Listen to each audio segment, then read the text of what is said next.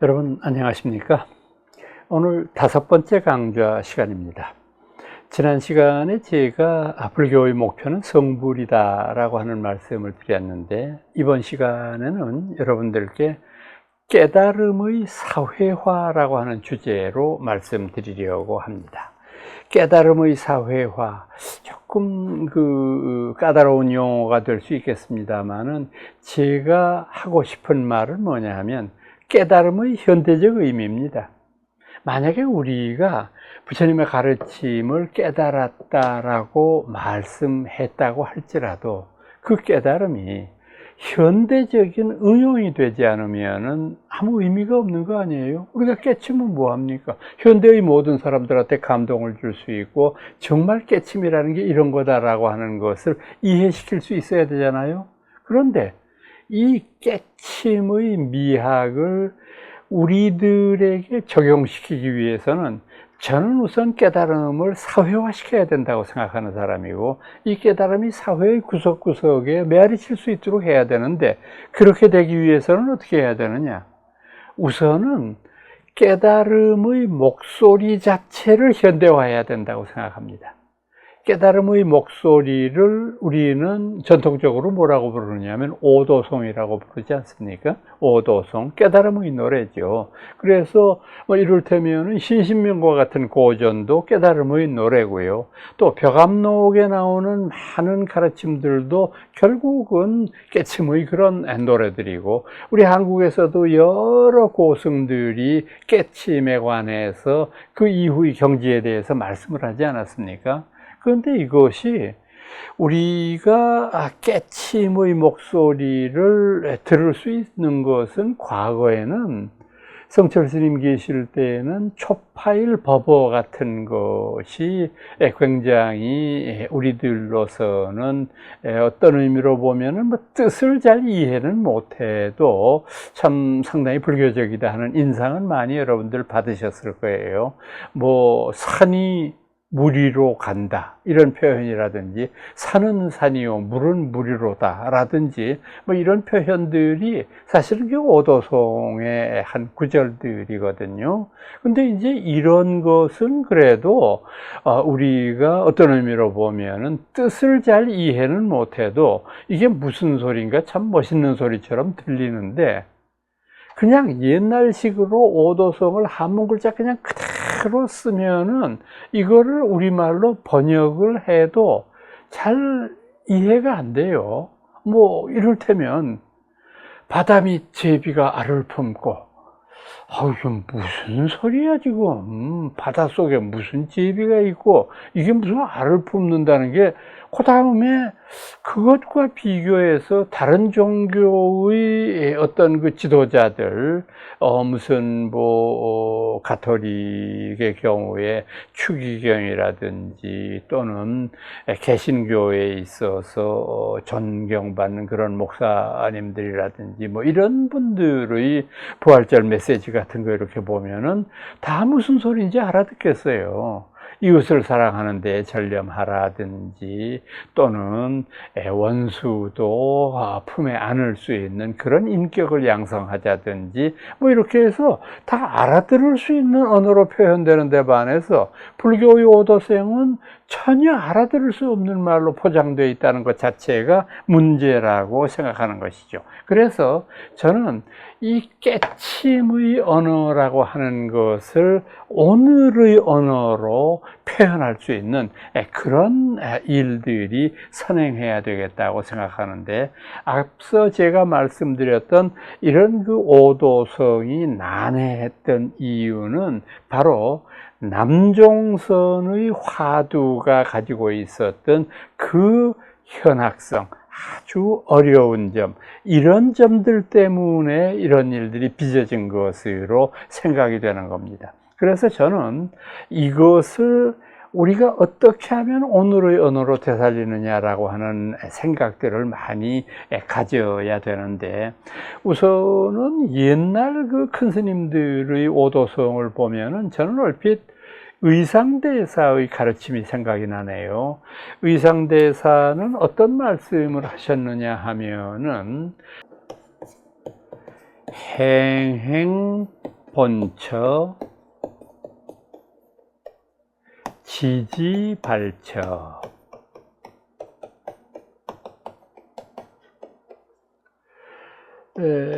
이 화엄경에 나오는 아주 아름다운 법구를 인용을 한 것이기도 하지만은 행행, 간다 하지만 본래 그 자리. 그렇잖아요. 우리가 화엄경 입법계품에 보면은 이제 선제동자가 법을 찾아서 천하를 유람하면서 53선지식을 만나는 그런 장면이 나오지 않습니까? 근데 그 장면의 마지막 장면을 보면은 미륵보살과 보현보살을 만남으로 말미암아 딱 성불한 그 자리로 되돌아와 보니 거기가 어디냐? 지지발처, 닿았다 하지만 떠났던 그 자리, 바로 내가 여태까지 천하를 유람하면서 진리가 어떤 것이냐 하는 것을 묻고 찾고 많은 선지식들을 뵙고 했던 그 모든 것이 사실은 떠났던 그 자리가 바로 진리의 그 자리였다고 하는 것. 이것을 이 어른이 말씀하십니다. 간다 하지만 본래 그 자리, 닿았다 하지만 떠난 그 자리. 이 표현 자체가 의상법사는 어떻게 말씀하셨느냐 하면은 지금 이 구절을 또 다른 표현으로 하면 우리가 밤에 잠이 들었을 때 아주 긴 밤에 여러 가지의 꿈을 꾸었다. 머리가 복잡할 정도로 참 옛날 꿈도 꾸었고 전혀 보지 못하던 세계를 여행하는 꿈도 꾸었고 많은 것을 보고 천하를 유람하는 그런 아름다운 꿈도 꾸었는데 일어나 보니까 어떤가? 그냥 누웠던 그 자리에서 내가 잠잤다가 깬 거밖에 아무것도 아니잖아. 우리들의 모든 수행도 마찬가지다. 이것이 결국은 본래의 제자리로 돌아온다. 그런다고 해서 그러실 리도 없겠지만 떠나지도 않은 채 본래 그 자리다. 이렇게 말하면 안 되겠죠. 그러니까 이것이 바로 의상법사가 말씀했던 위대한 어떤 오도의 목소리였다고 볼 수 있겠고, 저는 그 나홍의 해탈시 같은 경우도 참 그 의미심장하다고 생각하는 것이, 이게 앞서 말씀드렸던 그런 현학적인 것보다는 이열은 아마 여러분들 어디에선가 나홍의 신지는 모르신 채로 보셨을 거예요. 청사는 나보고 말없이 살라 하고, 뭐 이렇게 시작하는 아름다운 해탈시 있지 않습니까? 제일 마지막 구절은 삶은 한 조각 구름이 일어나며 죽음이란 한 조각 구름이 쓰러지는 것이야. 구름에 본래 실체가 없듯이 나고 죽음 또한 실체가 없구나. 참 아름다운 그런 시도 우리가 이해할 수 있는 그런 것들이라고 생각을 하고, 정말 이와 같은 일들은 우리들이 일상 속에서도 경험할 수 있는 일이라고 생각하는데, 저희들이 같은 시대를 살았던 큰 스님들 중에는 저는 경봉스님 같은 어른이 저는 그 깨침을 얻은 분이라고 확신을 하고 있는데, 물론 뭐 개인적으로 가깝게 모셨다라고 하는 그런 점도 있습니다만은, 통도사 극락암에서 이제 다른 데에 산문 출입하는 것을 삼가시면서 끊임없이 거기에서 후학들 양성하고 당시인의 명성을 듣고 찾아온 사람들을 만나서 법담을 나누는 것으로 만년을 편안하게 보내신 어른인데, 이분 그 법문하실 때 보면은 그런 표현 자주 쓰셨어요. 인생이라는 게 별거 있나? 소풍 나온 게 우리들 인생인데, 이왕 소풍 나왔으니 한바탕 신나게 놀다 가자. 뭐 그렇게 아무것도 아닌 일 가지고 그렇게 괴로워하고 슬퍼하고 그럴 일 없다. 이리 일비하지 말고 한바탕 신나게 놀자. 참 그 기골이 장대하고 인물도 훤칠했던 그 어른이 법상 위에서 너울너울 춤까지 춰가면서 이런 법문할 때 참 많은 사람들이 감동을 느꼈던 것이 사실이고, 저 또한 이 어른께 참 교화된 바가 많습니다. 저는 이제 아주 바쁠 때를 제외하고는 거의 1년에 3차례나 4차례는 꼭 극락암을 가 뵀던 것 같아요. 옛날 생각해 보면은. 그래서 이제 브런철리하고 통도사까지 내려가서 또 극락암까지 걸어 올라가서 거기서 큰 스님 뵙고, 그 다음에 이제 큰 스님 만나서 뭐 이렇게 가끔씩이라도 자주 뵙는 분이기 때문에 특별히 할 말이 있는 건 아니지만은 하면은 이제 큰 스님이 저한테 그래요.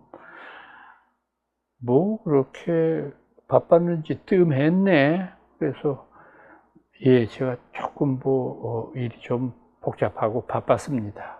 그러면 이 어른이 저보고 뭐라는 줄 아세요? 정 교수, 뭐가 그리 바쁘노?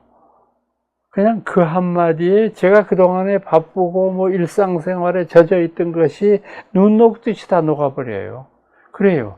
저 참 5, 60대까지 바빴어요. 참 강의해야 될 때도 많았고 글 써야 될 때도 많았어요. 또 학교에서 무슨 보직을 맡아서 행정직을 하다가 보면 왜 그렇게 회의는 자주 있는지, 거기다가 또 교수니까 강의해야 되잖아요. 어떤 경우라도 교수가 강의를 빼먹으면 안 되지 않습니까? 그러니까 정말 어떤 경우에는 남들은 교수가 여름방학 석 달, 겨울방학 2달, 5달을 다 노는 줄로 생각을 하시는데 그렇지 않아요. 정말 방학 때가 오히려 더 밀린 일감 때문에 더 분주하고 참 바빴거든요. 분초를 나누어서 쓸 정도로 바빴는데 큰 스님 한마디에 그래, 내가 무엇 때문에 바쁘냐 하는 생각이 들 정도로 참 한마디 던지는 말씀에 감화 입은 적이 많습니다. 저는 또 참선 수행을 전문으로 하신 어른은 아니어도 석주 스님을 참 존경했어요. 석주 스님은 출가 본사는 범어사신데 서울 삼청동에 있는 칠보사에 오래 주석하고 계셨죠. 만년에는 이제 온양 쪽으로 이제 가셔서 거기서 만년을 보내셨는데, 그 온양 쪽으로 그 터를 잡게 된 데는 저도 좀 일조를 했던 것이, 그 어른이 연세가 80 넘으시면서부터 늘 어떤 생각을 가지고 계셨느냐 하면은 불교 양로원을 좀 지었으면 좋겠다. 절에서 큰 스님이라고 부르는 사람들도 나이 들어서 오고 갈 데 없어서 참 찬밥처럼 지내는 것이 가슴 아프고, 그래서 이렇게 이제 물론 뭐 스님들 이제 그 만년에도 무문관에 들어가서 수행할 수도 있고 뭐 그런 방법이 있지만은 진짜 80 넘어서 그렇게 결과부조하는 자세에 취하는 것 자체도 쉽지 않으니까 이 어른이 그런 생각을 하셨나 봐요. 그래서 제가 그 어른 모시고 제 차로 모시고 갔던 데는 부산의 해운대 부근하고 그 다음에 온양 부근하고 그 두 군데를 이제 직접 그 어른 모시고 다니면서 이제 그 터도 보고 그 다음에 그 터에 뭐 어떤 건조물이 지어져 있으면 그것도 살펴보고 이제 이랬던 적이 있는데, 나중에 보니까 이 어른이 온양 쪽에다가 터전을 잡으셨던데, 제가 이 어른을 존경했던 까닭은 뭐냐 하면 참 큰 스님이신데, 제가 뭐 칠보사는 서울 시내에 있다가 보니까 제가 아주 쉽게 찾아뵐 수가 있고, 그래서 뭐 한 달에 한두 번 이상도 찾아뵀던 것 같은데, 제가 갈 때마다 어떤 것을 목격하느냐 하면 애들하고 놀고 계세요. 그러니까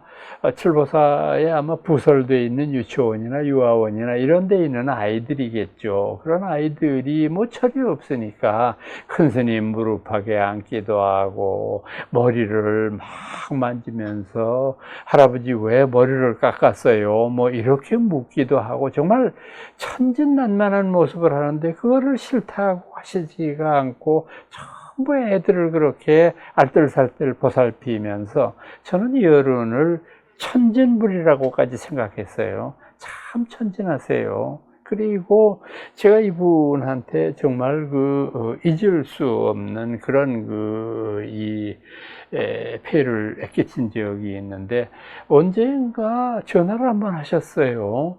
그래서 뭐 참 좀처럼 잘 전화하는 분이 아닌데 전화를 하시더니, 정 교수 틈나면 언제 나한테 잠깐 왔다가, 그런 짤막한 말이었어요. 예, 알겠습니다, 선생님. 그러고 바로 그날 저녁 때 이제 방과 후에 일과 마치고 찾아뵙습니다. 그랬더니 아무 소리 안 하고 큰 스님이 봉투를 하나 내밀어요. 그래서 스님, 이게 뭔데요? 그랬더니 돈일세. 그래서 아유, 돈을 스님 왜 저한테 주십니까? 그랬더니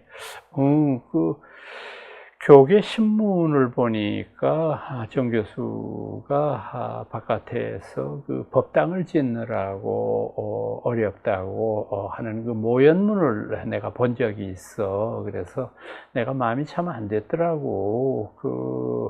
우리 스님네들이 다 해야 될 일인데, 아이고, 당신 같은 속한이들이 이렇게 법당 지으려고 애를 쓰고 하는데, 내가 조금이라도 도움이 됐으면 싶어서 돈을 조금 준비했네. 그러면서 그냥 거절하지 말고 가져가시게. 그래서 너무 황송하고 송구스러워서 받아가지고 왔는데, 그게 벌써 30년도 넘은 시절인데, 보니까 500만 원이 들어있어요. 아유, 큰 돈이었어요. 그 당시로 보면은 저로서는 정말 상상도 할 수 없을 만큼 큰 돈이었어요.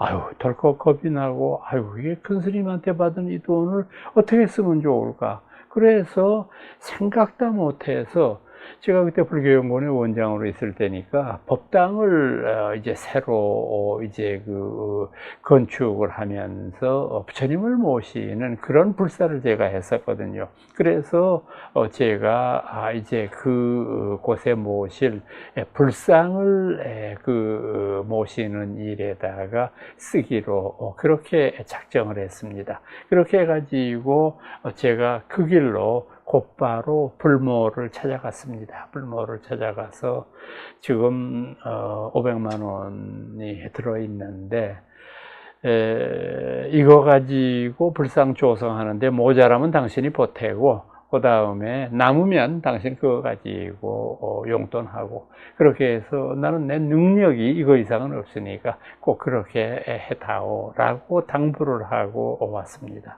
그리고 난 다음에 얼마쯤 지나지 않아서 완성되었다라고 하는, 모셔가라 라고 하는 연락을 받고 그 부처님을 모셨는데, 제가 그 부처님 뵐 때마다 정말 어쩌면 그렇게 석주 스님을 꼭 닮았는지 천진한 얼굴 모습의 아주 보일 듯 말 듯한 미소를 보이는 그런 명품인데, 이 불상은 누가 만들었냐면 모가가 만들었습니다. 박찬수가 만들었는데, 참 그때 제가 그분한테도 정말 많은 신세를 졌습니다만은, 저는 이런 어떤 인연 때문에 참 이 두 분의 큰 스님들을 존경을 하는데, 우선 이제 여기에서 여러분들이 깨침의, 깨달음의 현대적인 의미를 생각했을 때, 앞서 제가 처음에 말씀드렸던 대로 일반적으로는 깨침이라고 하는 것이 굉장히 어려운 경지, 그래서 그 경지는 누구나 쉽게 범접하기 어려운 것, 이렇게 생각하실 수가 있는데 그렇지 않습니다. 많은 깨우친 분들, 제가 생각하기에 그런 분들입니다. 저는 앞서 말씀드렸던 두 분 이외에도 제가 깨쳤다고 믿는 큰 스님들을 다 친견했습니다. 다 친견하고 그분들과 법담도 나누고 대담도 나누고 이렇게 지내왔는데, 그때마다 제가 느낀 것은 뭐냐 하면, 절대 깨친 이들은 특별하지 않습니다. 하나도 특별하지 않고 일상적이에요. 일상적이고 편안하고요. 많은 사람들에게 분명히 깨침이란 이런 것이다 라고 하는 것을 보여주는 경지지, 이게 우리의 현실과 동떨어진 게 하나도 없다고 하는 것입니다. 그래서 우리의 현실에 적용할 수 있는 일상적인 것이다. 그래서 평상심이 도라는 말도 있지 않습니까? 저는 이런 것들을 보면서 한번 인용해 드린 적이 있었던 칼 야스퍼스의 생각이 납니다.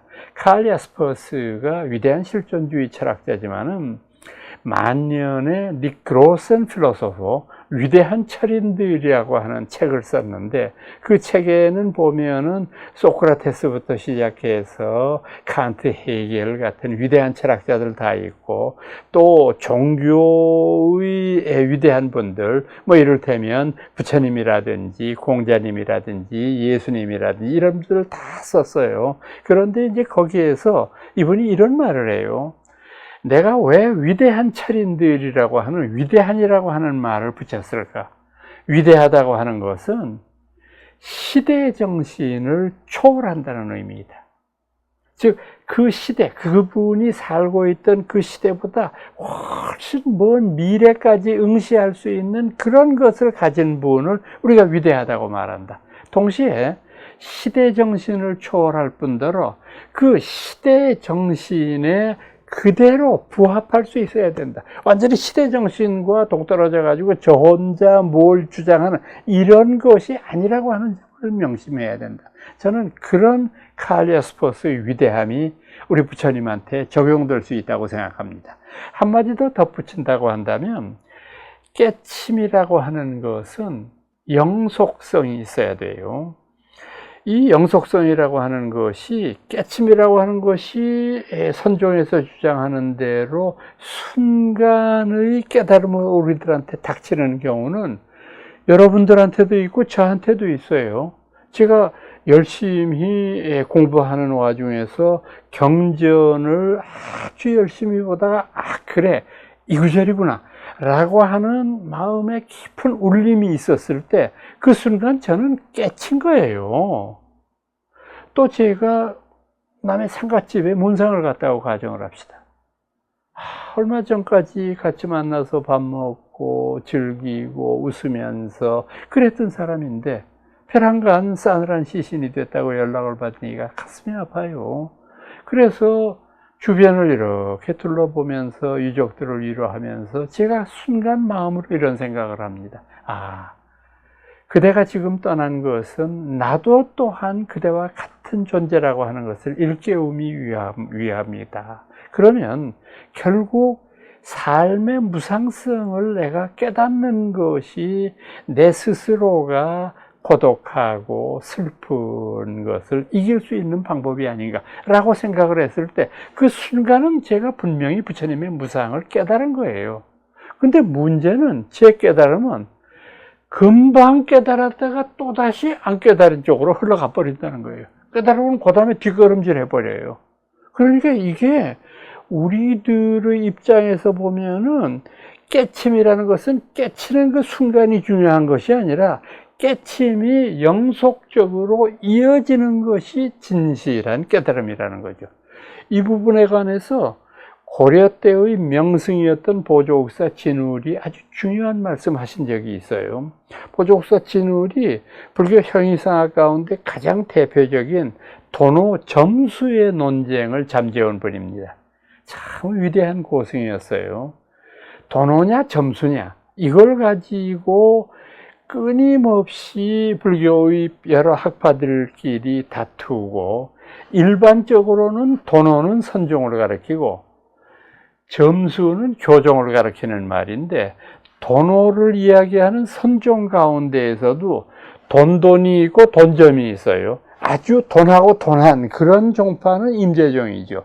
그 다음에 돈점이라고 하는 것은 이를테면 무심선 같은 것이 있어요. 또는 연불선 같은 게 있어요. 이런 것들은 그렇게 불현듯 깨달음이 오는 것이 돈으로만 오는 것이 아니라고 하는 입장도 가지고 있거든요. 그러니까 이 둘이 밤낮 문제를 일으키고 있는데, 저는 벌써 20여 년 지난 일이지만은 백양사에서 이 화두선에 대한 국제회의까지 열릴 정도였어요. 그래서 내노라 하는 세계의 불교학자들을 다 참석했고, 또 우리 한국에서 불교에 관심 있는 이들이 다 참석을 했었는데, 이제 그 백양사의 모임에서도 제가 그런 주장을 한 적이 있어요.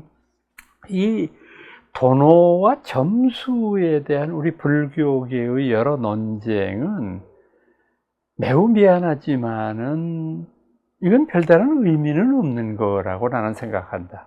왜냐하면 도노할 근기를 가진 분은 도노하면 되는 거고, 점수할 근기밖에 없는 사람은 점수하는 것이지, 이게 왜 점수할 사람이 도노를 못하느냐라고 나무라는 것은 왜 키 작은 사람이 1m 90 이상 크지 않느냐라고 나무라는 거하고 똑같은 거 아니냐.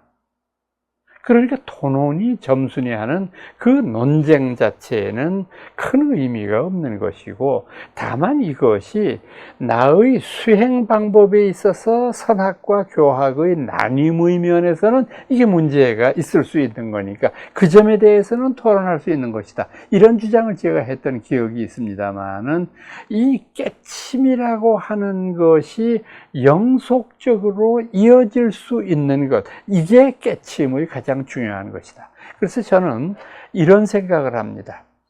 앞서 제가 큰 스님들의 깨침에 대한 말씀을 드렸는데, 저는 한 번도 만나본 적도 없고 그런 분이기는 하지만은 뉴스나 또는 그분이 쓴 글을 통해서 이제 접할 분이었습니다만, 여러분들 아마 기억나실 거예요. 남아프리카 공화국의 대통령을 지냈던 넬슨 만델라라고 하는 대통령 기억나시죠? 이 사람이 저는 불자 아니고서는 깨친 사람이라고 저는 생각을 했어요. 왜 그러냐면, 이 남아프리카 공화국이라고 하는 데가 참 그 기형적인 나라거든요. 대부분의 남아프리카 국가들이 거의 다 독립을 하고, 남아프리카 공화국도 이제 2차 세계대전 이후에 독립을 했습니다만 여전히 지배층은 백인이에요. 그 다음에 피지배층은 그곳에 살고 있는 원주민들이에요. 그러니까 넬슨 만델라가 그와 같은 것을 부정하면서 끊임없이 백인 추방운동, 그리고 흑인들에게 주권이 돌아와야 된다고 하는 주의 주장을 했다고 해서 몇 번의 경고 끝에 감옥에 갇혀가지고 15년인가 16년을 감옥에서 보냈어요. 참 안타까운 일이죠. 우리나라로 따지면은 민주화의 어떤 그런 그 일일 텐데, 그때 이분이 나와서 첫마디 했던 것이, 나를 이렇게 가혹하게 처벌한 백인들에 대해서 나는 더 이상 복수의 마음을 갖지 않는다, 이런 말씀하신 적이 있고, 그 다음에 이 사람이 출마를 하니까 뭐 당연히 당선이 될 수밖에 없죠. 그 당선이 됐는데 정말로 이 사람이 약속을 지키더라고요. 절대 자기들을 잡아넣은, 감옥 속에 넣은 그런 백인들에 대해서 절대 복수하지 않더라고. 저는 그걸 보면서 우리나라의 정치 제도가 얼마나 부끄러운지 몰랐어요. 우리나라의 대통령 된 사람들은 감옥에 가지 않으면 총 맞아 죽거든요. 정말 이게 끊이지 않는 어떤 피의 복수가 이어지는 것은 어느 한순간의 결심이 있어야 이 피의 윤회가 그치는 거 아닐까? 그 다음에 이 사람은 또 얼마든지 재선할 수 있었는데 4년만 하고 난 다음에 나 이제 안 하겠다 그러고 은퇴를 하더라고요. 은퇴를 하면서 남긴 시가 또 저희 심금을 울렸어요. 저는 이제 대통령직에서 물러나서 제 고향으로 되돌아가렵니다. 어렸을 적 나를 키워준 풀과 바람과 돌멩이가 있는 그곳에서 나는 내 여생을 마감하려고 합니다. 이 세상의 어떤 시보다도 아름답다고 느꼈어요. 그 다음에 70이 다 된 노인이 그 전에 오래전에 상처를 했거든요. 그 다음에 또 60 먹은 어떤 흑인 그 여자하고 연애를 하더라고. 야, 정말 이 사람 멋있게 사는 사람이고 자유롭게 사는 사람이고 인생을 인생답게 사는 사람이구나. 저는 감옥에 10몇 년이 있다가 나온 사람의 얼굴이 그렇게 평온한 것을 본 적이 없어요.